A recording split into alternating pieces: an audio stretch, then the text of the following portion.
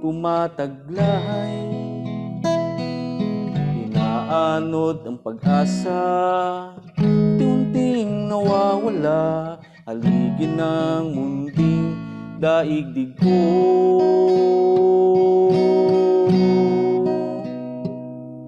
Minsa'y nanlalamig na rin ang araw, ihip ng hangin may giniginaw. Nalulumo, nalulumbay, hanap ay isang gabay, sa piling mo'y hindi mabibigo.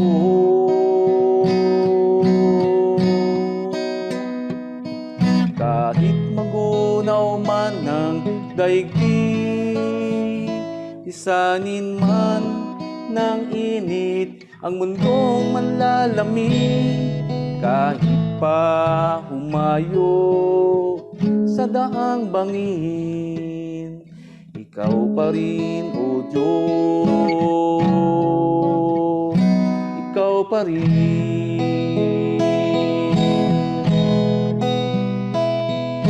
Pag-ibig mo ay hindi magwawakas,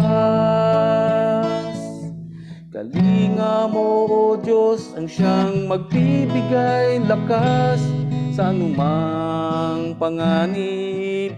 Ginintuan ang iyong pagliligtas, panatag na tiyak, tatawid mo sa landas.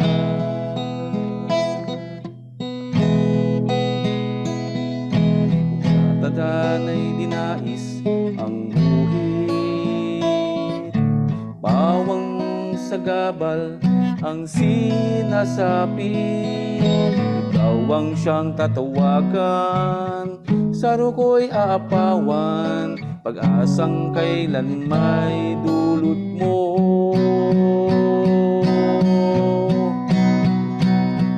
Kahit magunaw man ang daigdig, lisanin man ang init ng mundong nanlalamig. Kahit pa humayo sa daang bangin, ikaw pa rin, O Diyos, ikaw pa rin. Ibig mo ay hindi magwawakas, kalinga mo, O Diyos, ang siyang magbibigay lakas sa anumang panganib. Ginintuan ang iyong pagliligtas, panatag na tiyak, itatawid mo sa landas.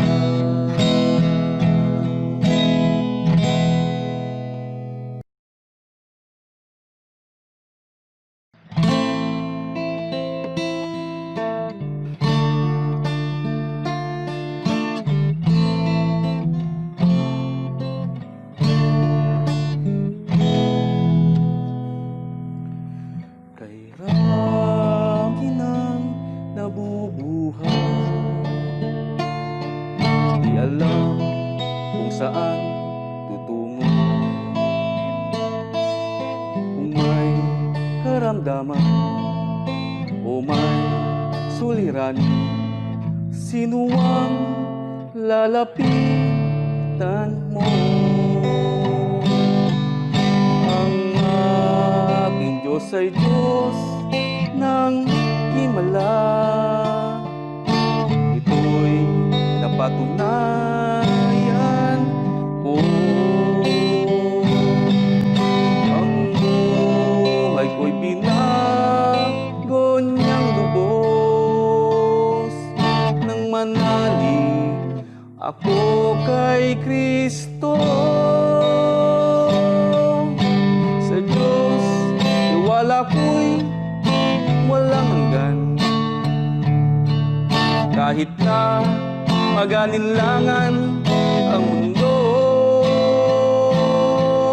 Nalalaman ko ito'y tunay, pagkat si Kristo'y nasa puso ko. minsan naranasan ko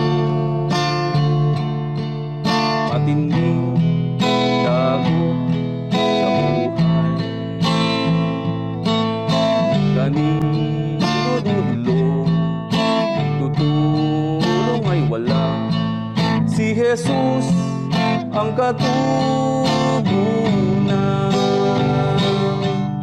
Ang aking Diyos ay Diyos ng himala, ito'y napatunayan ko. Ang buhay ko'y binago niyang lubos, nang manalig ako kay Kristo. Sa Diyos tiwala ko'y walang hanggan, kahit na magalinlangan ang mundo.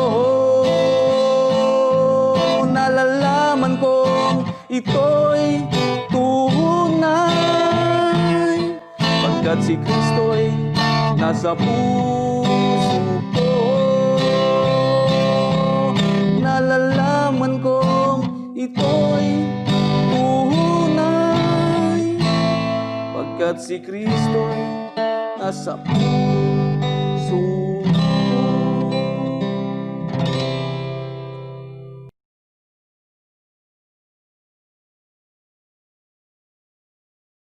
Magandang gabi po sa inyo mga kapatid. Tayo po ay manalangin. Tayo po ay magdili-dili.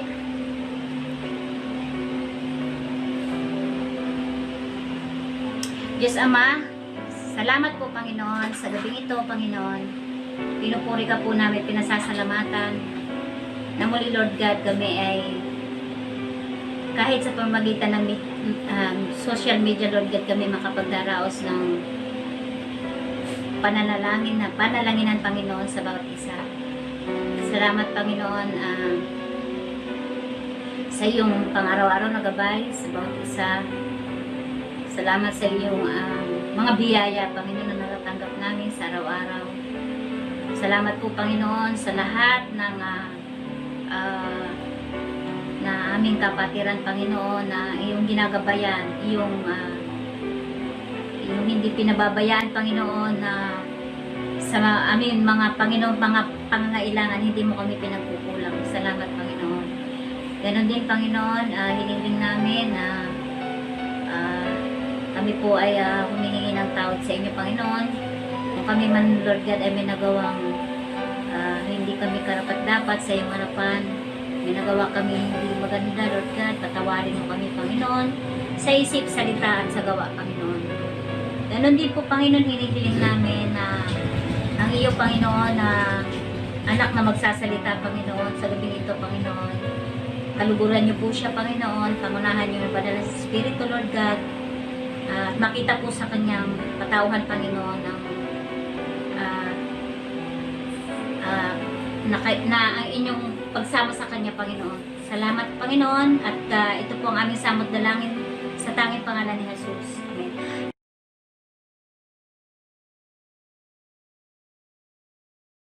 Magandang gabi po sa lahat ng mga kapatid natin na nasa loob ng tahanan, sa mga kasama natin dito sa pagsasagawa ng ganitong gawain. Pagpapala po ng Diyos ang sumaatin sa mga nakalipas na linggo at sa mga darating na araw. Tayo po ay sama-samang bumasa ng salita ng Diyos na aking pong babasahin. At sa inyong mga tahanan, kung kayo po ay mayroong Biblia na hawak ngayon, ay samahan niyo po ako sa pagbasa ng teksto sa Mabuting Balita po version sa aklat ng Santiago chapter 1 verse 5. At ganito po ang sinasabi: Ngunit kung ang sinuman sa inyo ay kulang sa karunungan, humingi siya sa Diyos at siya ay bibigyan, sapagkat ang Diyos ay nagbibigay ng sagana at hindi nanunumbat. Pagpalain ng Panginoon ang pagbasa ng kanyang banal na salita. Tayo po ay saglit na manalangin mga kapatid. Panginoon Diyos, amang makapangyarihan sa lahat, purihin ang iyong banal na pangalan sa kalangitan, Panginoon. Tanglawang mo po kami ngayon, Panginoon, sa aming ang iyong presensya, sa aming mga buhay, sa loob ng aming mga tahanan, sa bawat isa sa amin na nakikinig ngayon, sumasamba, pupuri, Panginoon, at mag-aral ng iyong mga salita, magbubuling salita.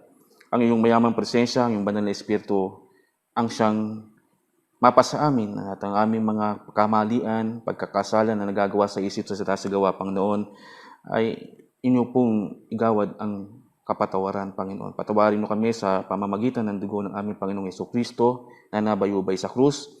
At muli, Panginoon, i-restore mo sa amin ang iyong Holy Spirit to understand all things sa panahon ngayon, Panginoon. Salamat po ang aming panalangin sa pangalan ng aming Panginoong Jesucristo. Amen. Okay. Tayo po ay nagpapasalamat sa inyong lahat.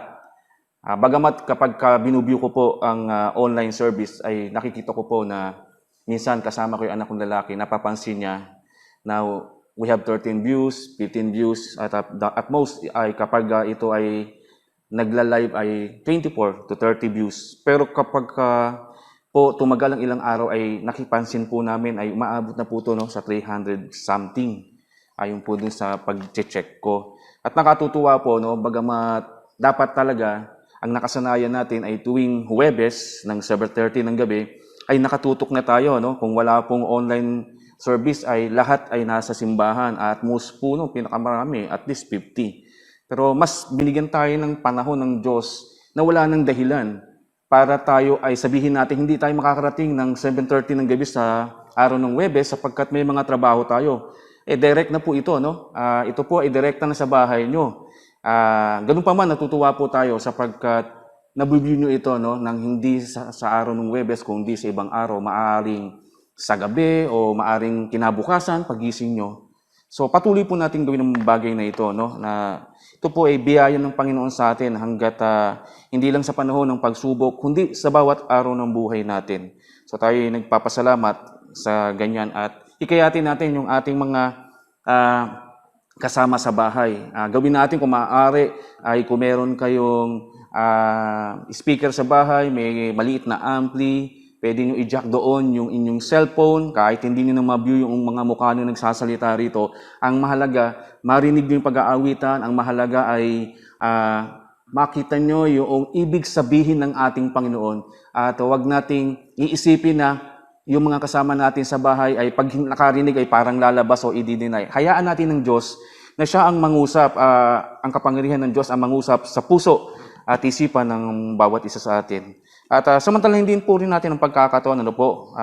Sabi nga, GCQ, medyo lumuwag ng konti, pero dahil nag-iingat tayo, medyo takot tayo na mahawa ng virus, sa kabila ng takot natin, palitan natin mga kapatid, bumukas kayo ng Biblia, at kung gusto nyo mag-umpisa sa Genesis, para lang balikan yung pasimula ng pagkakalikha ng daigdig, and so on, pagpasok noong mga problema para magkaroon tayo ng wisdom, na understanding, bakit nangyayari mga bakit. Gawin natin, yung kahit mga bata, medyo babawan nyo lang, kung depende sa inyong mga pagtuturo at kaalaman na ibahagi na sa inyo from the very beginning na kayo ay nakakilala sa ating Panginoon. At malaking bagay ito, andyan din yung family altar na ginagawa ng ating national. Yun, may mga guidelines yun, mas madali. Pero kung basic lamang, then mag-quote kayo ng biblical verse and then elaborate natin to, pagbulayan natin to. Naniniwala ako na ang kapangyarihan ng Diyos ay sa bawat isang nakikinig ay meron siyang kapangyarihang baguhin ang buhay ng isang tao at palakasin ito. Gawin din natin yung pagsasend ng mga mensahe mula sa aklat ng buhay sa ating banal na kasulatan. Instead of chain message, ay yung nakakatakot na mga mensahe na ganito daw, ganyan daw, ganito, tapos ay hindi naman ito malinaw, na pinagmulan, at pinapasa natin. So, maaari maging maingat tayo. Bukod sa online selling, gawin natin tong pagsasend ng one quote of biblical verse, para kung nagbo-boost tayo ng immune system natin, nagpapalakas tayo ng mga honey juice, or kaya ay mga lemon, calamansi juice, everything na mga dahon-dahon na palakasin din natin yung ating espiritu sapagkat ito yung isa sa pinakamahalagang bagay na bilang mananampalataya ng ating Panginoon, mahina man ang ating katawan, pero kung malakas ang ating espiritu, malakas ang ating pananalig, pananampalataya, matadala niya lahat yan, no? Sapagkat ito ang taglay natin. Nagpapasalamat din tayo sa grupo ng mga kabataan na tumatayong tagapanguna sa gawain ito sa panahon ng digital age. Napakalaki pong pribilehiyo para sa inang iglesia, sa tahanan ng ating Panginoon, na kayo po ay naglalaan ng inyong pag-ibig sa Diyos ng oras para maisagawa. Kung gaano man po ikatatagal ng pandemic na ito, online service, nagpupuri tayo sa Diyos sa buhay nyo sapagkat kayo ay ginagamit ng ating Panginoon. Kung nung dati ay kayo ang hot seat sa ating board meeting. Pero this time, no, makikita natin na kayo ay, alam nyo yung kapangyarihan ng Diyos kung paano gumamit dun sa hindi mo inaasahang pagkakataon, gagamit ang Diyos sa gusto niyang paraan at ayon sa kanyang kalooban. Kaya purihin ng Diyos sa inyong mga buhay. Sa ating pong pag-aaralan na teksto, bibigyan ko po kayo ng background, bagamat alam niyo na lahat ito, mga kapatid, maikli lamang aklat ng Santiago, no? Halos isang sulat lang to, mga kapatid, no? Hanggang chapter 5 lang. Sabi rito, ito ay ipinararating ni Apostol Santiago sa lahat ng hinirang ng Diyos, sa lahat ng mga bansa. At binigyan diin dito at itinuturo ang pananampalatayang may kalakip na gawa o gawa, bunga ng pananampalataya.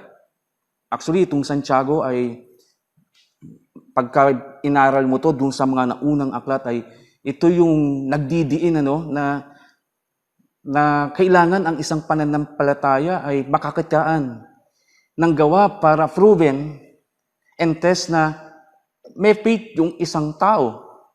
Kailangan may bunga yung kanyang pananampalataya o meron siyang gawa na bunga ng kanyang pananampalataya. Sa ating pong pag-aaral, mga kapatid, actually, ang ito po ay nakapaloob sa chapter 1, verse 2 to 8. Pero ang highlights lang po natin, ito pong 5. Pero ganun pa man, para malinaw po sa inyo, ito pong verse 2 to 4, 2, 3, and 4, ito po yung pagdaan sa pagsubok ng mga mananampalataya na ina-addressan ni Apostol Santiago. Sabi doon sa 2 and 4, para malino lang po sa inyo, ano po?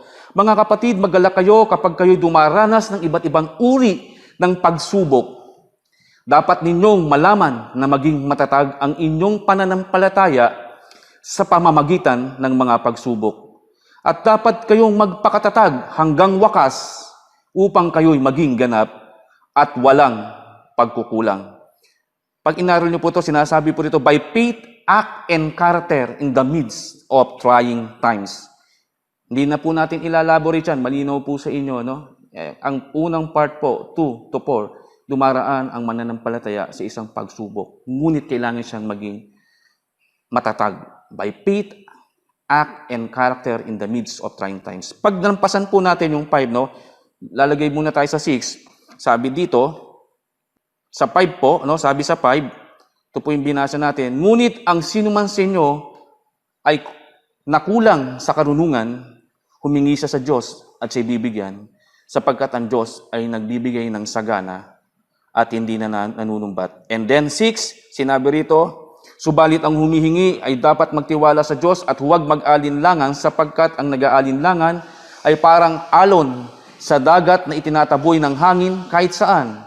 Huwag umasang tatanggap ng anuman mula sa Panginoon ang taong pabago-bago ang isip at di alam kung ano ang talagang nais niya. Dito po, pag inaral po ito, by faith, act of trust to the Lord or trust in the Lord. Merong pagsubok, merong pagtitiwala sa Diyos kapag humingi. Pero ano ba ang hihingin? Tignan natin itong pag-aaralan, pagbubulayan natin sa 5.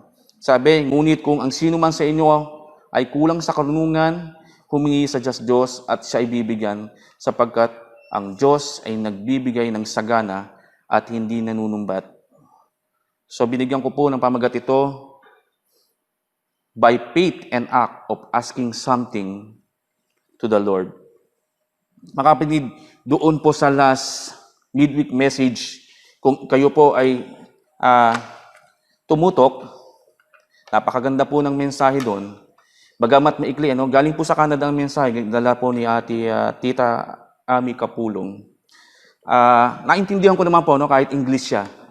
Siguro hindi lang ako makasabay sa kanila ng pagdinalita, pero naintindihan ko yung passage doon sa Ecclesiastes o doon sa Mga Ngaral chapter 3 verse 1 to 15, and of course doon sa Lucas, yung wisdom na meron ang ating Panginoong Jesucristo.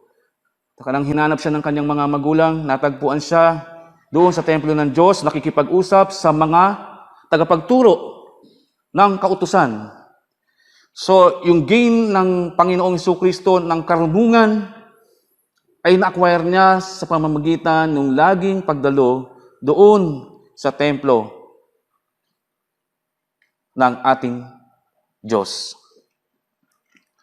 Makikita natin doon sa mensahe ng last message, ang mga ngaral o yung passage nito ay hindi mo mapipigilan sapagkat nangyayari. Sinasabi rito, may kanya-kanyang kapanahuna ang lahat ng mga pangyayari o nagaganap sa daigdig o sa buhay man ng bawat isang tao. Hindi natin maitatanggi na totoong sinasabi ng Biblia, ang panahon ng pagsilang at ang panahon ng pagkamatay. Ang panahon ng pagsasaya at ang panahon ng paglungkot. Ang panahon ng pagpapagaling. And so on. Ito ang sinasabi ng passage na to. Kaya nga, sabi ng nagmensahe noong nakaraang linggo, napakahalaga sa ating mga tao na merong wisdom, karunungang nagbubuhat sa ating Panginoon upang maintindihan natin ang mga bagay-bagay na nangyayari hindi lang sa nakaraan, kundi maging sa kasalukuyan. Pinakita roon na dapat maging huwaran ang batang si Jesus sa kanyang karunungan sa pamamagitan ng kanyang palaging pakikipag-usap sa mga tagapagturo doon sa templo ng Diyos. Ang pagkakaroon ng wisdom o karunungang nagmumula sa Diyos, lalo na sa panahon natin ngayon, ay napakahalaga. Ang sitwasyong nating kinakarap ngayon ay maaring magbunsod sa marami, maging sa atin, tulad ng maraming katanungan, pagkabahala, pag-aalala, pagbabaliwala sa sitwasyon, takot, at kawalan ng pag-asa at pagsuko. Sabi ng ating pinagbubulayang salita, sa verse 5, letter A, ngunit kung ang sinuman sa inyo ay kulang sa karunungan or wisdom, humingi siya sa Diyos at siya'y bibigyan. Humingi siya sa Diyos. Ang tanong, mga kapatid, kapag pa tayo ay dumaraan sa pagsubok, nananangan tayo sa ating sariling kakayahan. Yes, meron tayong ganong klase ng katangian bago ang Diyos. Kung kaya natin, kakayanin natin. Pero ang Biblia nagsasabi sa atin, pag dumaraan sa pagsubok ang tao, kung kinakapos siya o kinukulang siya ng karunungan o pamamaraan, sabi ng Biblia, humingi sa Diyos at siya'y bibigyan. Napakagandang balita nito. Hindi lamang sa mga kailangang material o pang physical tumutugon ng Diyos. Maging sa karunungan, pwede tayong makibahagi. Pwede tayong bigyan. At ang karunungang ibibigay sa atin ay sapat at makatwiran. Napakahirap kaya, mga kapatid, pag ipit ka na sa mga pagsubok o problema. Hindi mo alam kung ano ang pwede mong gawin, kung ano ang gagawin, at kung saan ka susuong. Pag dumarating mga pagsubok sa atin, kung sunod-sunod ang trials, para bang nasasabi natin, suki na lang ba tayo ng problema? Bakit ako? Bakit hindi yung iba? Bakit sila maganda ang kanilang katayuan? Bakit? Kung kailan ako mananampalataya, yan ang masasabi natin. Nasa Diyos ako, pero dumarating sa akin ang iba't ibang mga pagsubok. Sa katotohanan, mga kapatid, marami hong nakakaalam, no? Ang inyong lingkod ay talagang previous years ay napakadami po nating pinagdaan ng pagsubok. Pero sa biyaya ng Panginoon, lahat ng po ito ay napagtagumpayan sa tulong niya at sa tulong na karunungan na hinihingi natin sa Kanya. Sa katunayan nga po, minsan nagtatanong din ako na dito ba talaga ako tinalaga ng Diyos? No? Una, nung I remember 2008, nung mamatay ang father ko, ako po ang nag-asikaso ng kanyang paglabas sa ospital, billing niya. That time wala po akong hanap buhay, ano po. Hindi po nakaupo yung aking mayor na pinaglilingkuran. Kaya wala talaga po akong hanap buhay, kundi ang pinakahanap buhay ko ay magtinda po ng leeg ng manok. Yun po yung aking pinagkukunan ng kabuhayan. At nung time na yon ay ang father ko ay nag-critical. 2008, I think.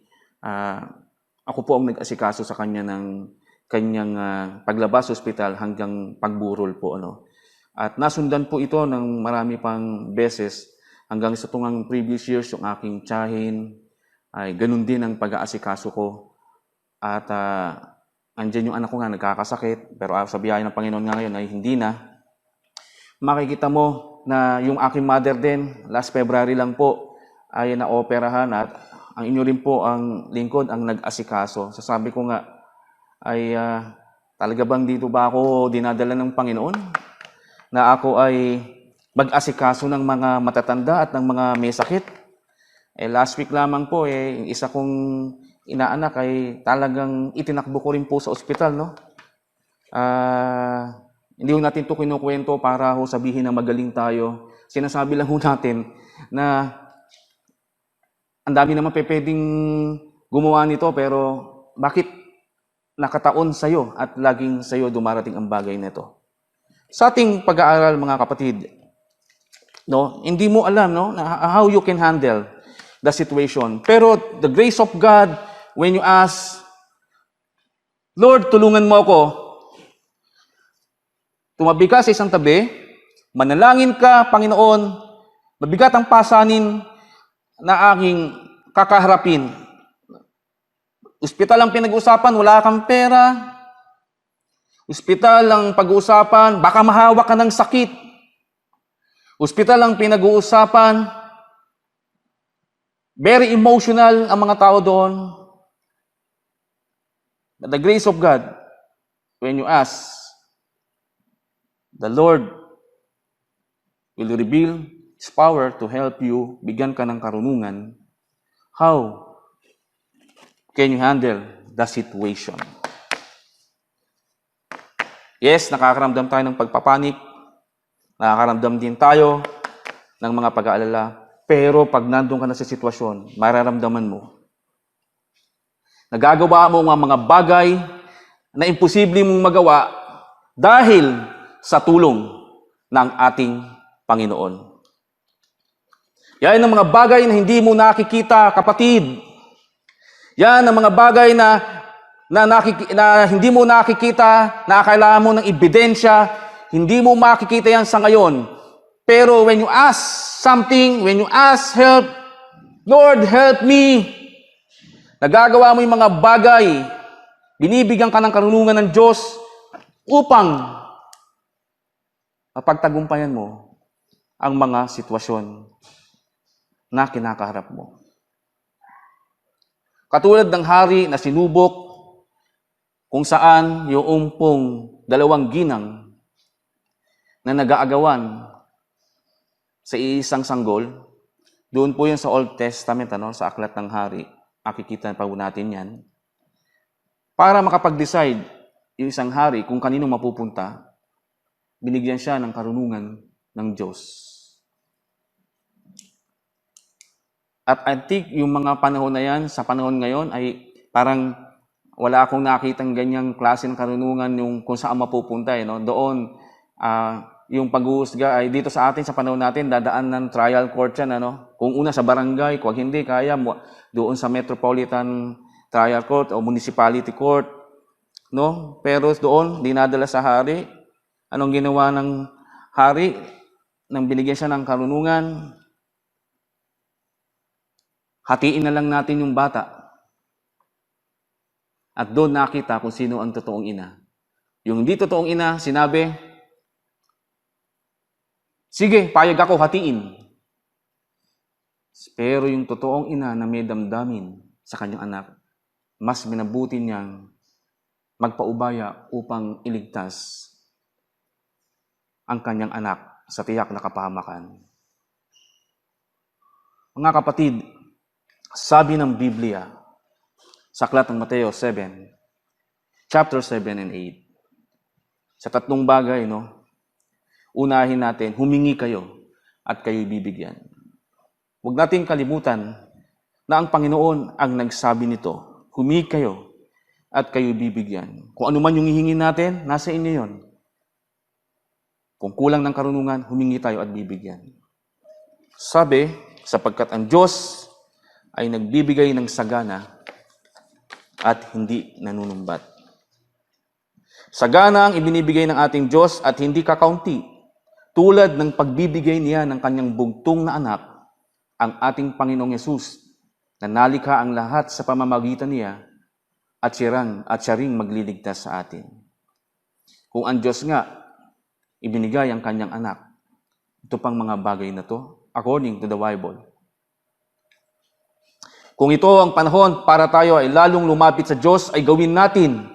Sabi ng Panginoon, kung tayo ay nakakaranas ng kabigatan, lumapit tayo at mag-aral sa Kanya at makasusumpong tayo ng kapahingahan. Patuloy tayong magpalakasan at magdamayan. Kasama ng ating mga tiisin ang pagpapakatatag sa mga pagsubok, paghingi ng karunungan sa Diyos, at higit ang pagtitiwala at pananampalataya sa Kanya. Ito ang susi, ang ating susi para maranasan natin ang Kanyang tulong para sa atin. Idulog natin sa Diyos ang ating mga pasanin.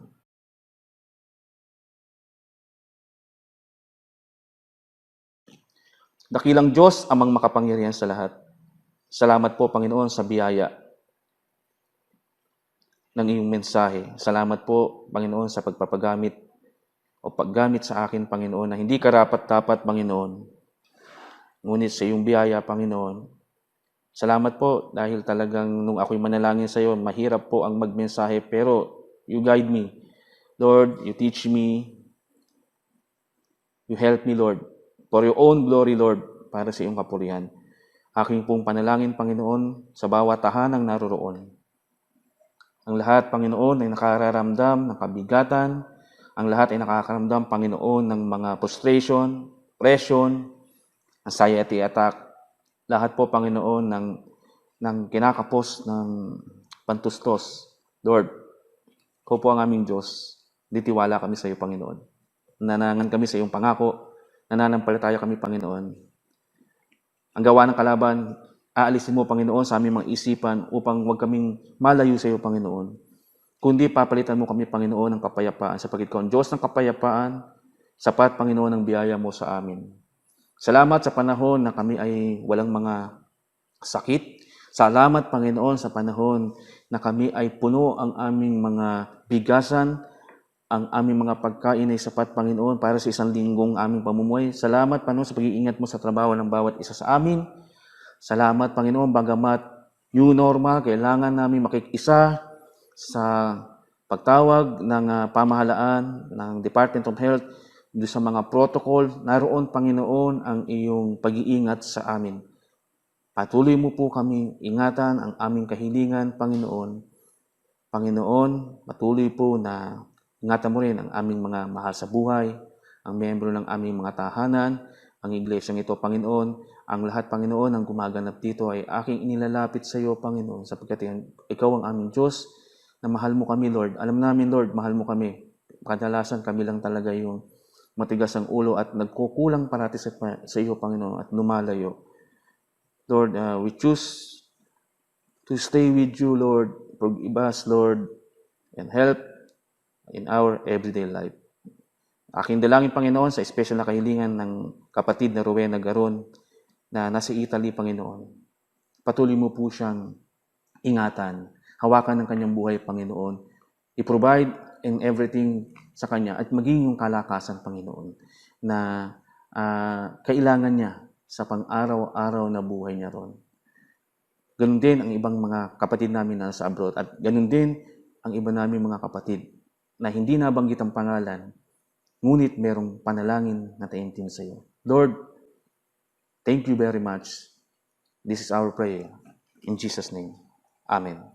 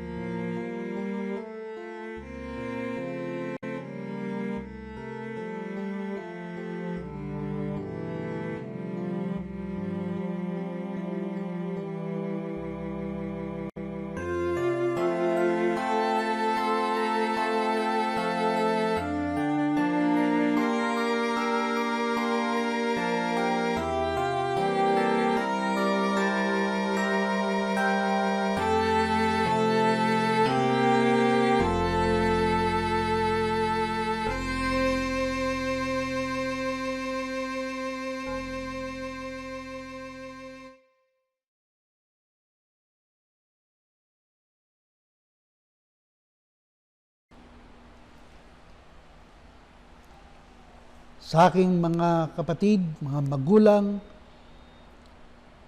ipinagtatagubilin ko po kayo sa mapagpalang kamay ng ating Diyos Ama sa langit. Patuloy na ibuhos niya ang kanyang masaganang pagpapala sa bawat tahanan ng kanyang mga anak. Ang mayamang pagliligtas, ang pag-ibig ng ating Panginoon Kristo, ang inyong patuloy na maranasan, ang pakikipisan, ang kaaliwan, ang patnubay ng Banal na Espiritu, ang maghari sa ating mga buhay, ngayon at magpakailanman. Amen at amen. Lagi niyo pong antabayanan ang ating online worships na every Thursday, ito po ay midweek, 7:30 p.m. at every Sunday po, 10:30 a.m. Sa panahon ngayon na tayo po ay naka-quarantine, lagi po tayong magsama-sama at manalangin na lahat ng bagay magiging maayos sa ating Panginoon. Maraming salamat.